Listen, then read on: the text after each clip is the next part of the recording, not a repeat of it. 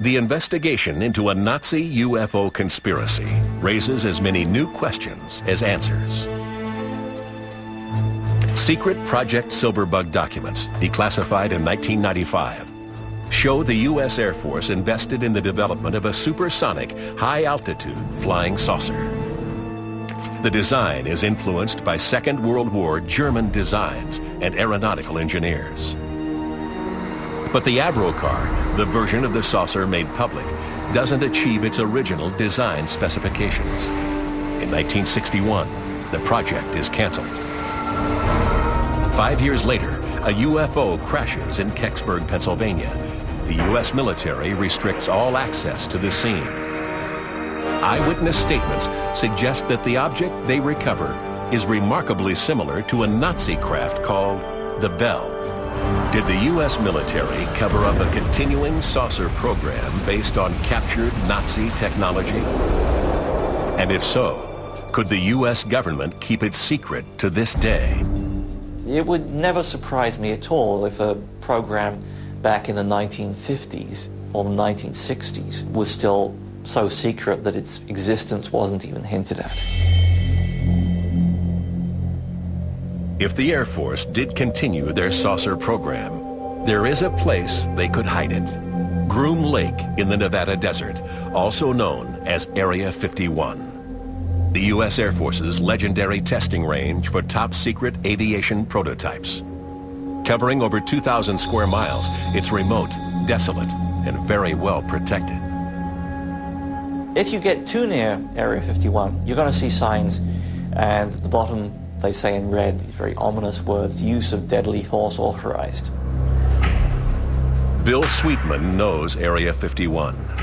As a former aviation journalist for Jane's Defense magazine, he spent his life investigating black projects. These projects are funded by Congress, but the Department of Defense does not acknowledge their existence. What that means is that the existence of the program itself is a secret. Its function, its purpose, its existence itself is not disclosed. Conservative estimate is that across the services and the intelligence community, we're looking at least $40 to $45 billion per year. The secrecy surrounding Area 51 and the restrictions on employees maintain a wall of silence. People who work in those programs are genuinely fearful that if they do become indiscreet, that they will be looking at a very, very long period of jail time at the very best. Fear buys silence. In 1975, work begins on the Super Black Stealth program, the development of fighters invisible to enemy radar. The project management is run out of a secure facility at Wright-Patterson Air Force Base. Test flying is carried out at night. Even the commander of Wright-Patterson didn't know what was going on.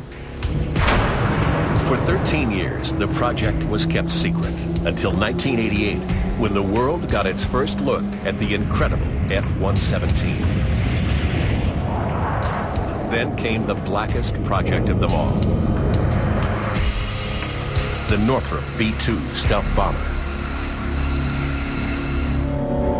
Jack Northrop had long been fascinated with the idea of a flying wing, realizing the best way to reduce drag was to remove the tail and fuselage.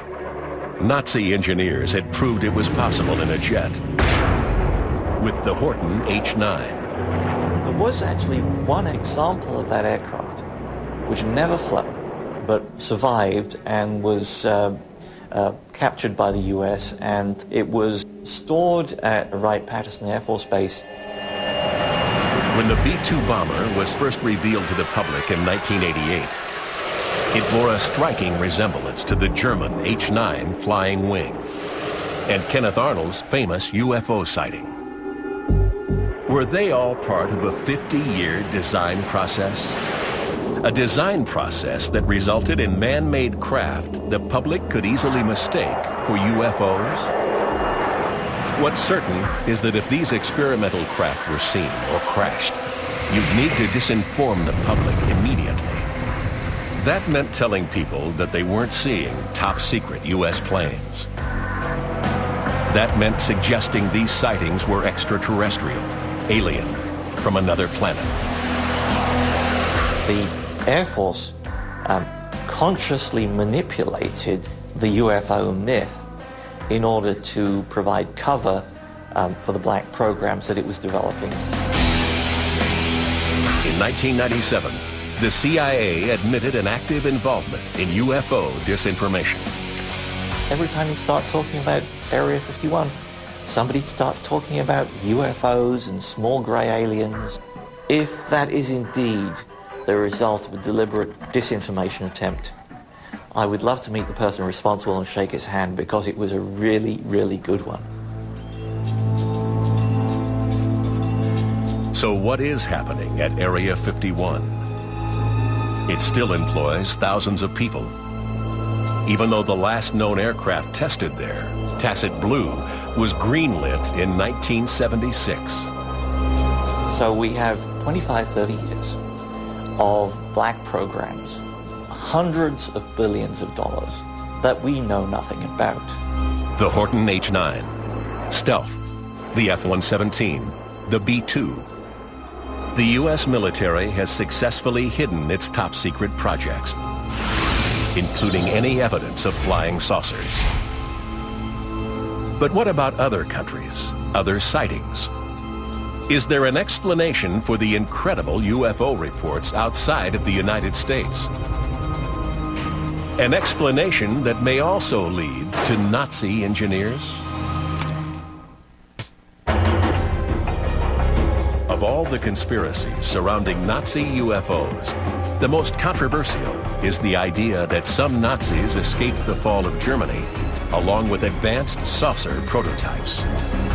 Evidence clearly shows that a number of prominent SS officers did escape the Allies and went underground.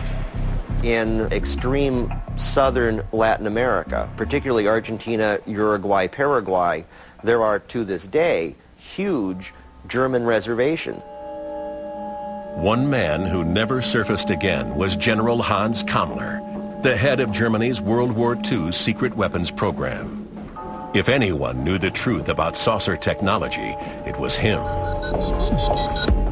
On April 17, 1945, Kammler sent his last telegram. In it, he refuses a request from the head of the SS, Heinrich Himmler, for a Junkers truck. Why would Himmler want a truck? Why would Kammler turn his boss down? Some experts believe truck was the code name for the massive 6-engined Ju-390, a plane capable of flying 6,000 miles non-stop.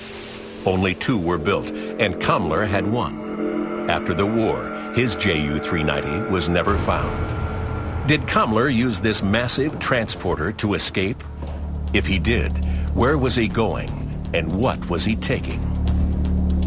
In 1945, a sudden surge of UFO sightings occurred in South America. Had the Nazi engineers found a new base? There were thousands of sightings in the years immediately following the war, much more so than in North America, which indicates the possibility that the Nazis flew to South America and continued operating their craft from their bases there. The president of Argentina, Juan Perón, approved 1,000 passports for Nazi scientists and engineers. War criminals Klaus Barbie and Adolf Eichmann were both traced to South America. Reimer Horton, Nazi flying wing pioneer, moved to Argentina in 1948. Ever since, the trail of UFO sightings has grown throughout South America, just as it has in the United States. The Nazi UFO conspiracy is complex, compelling, and circumstantial.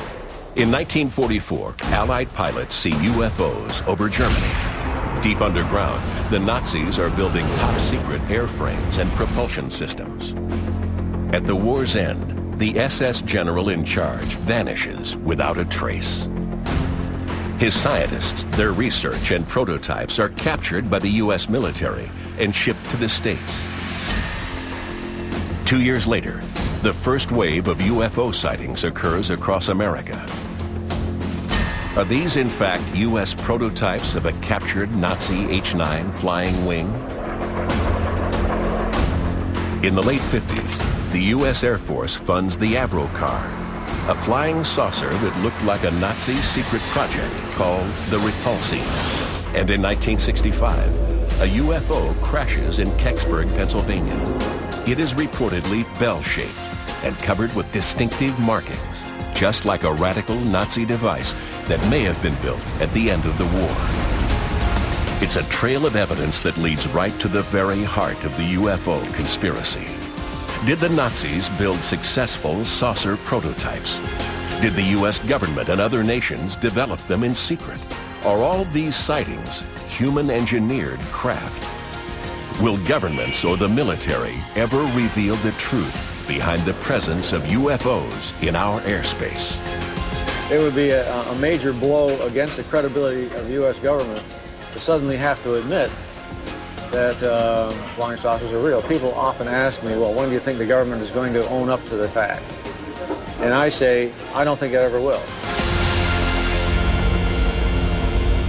The Nazi UFO conspiracy continues.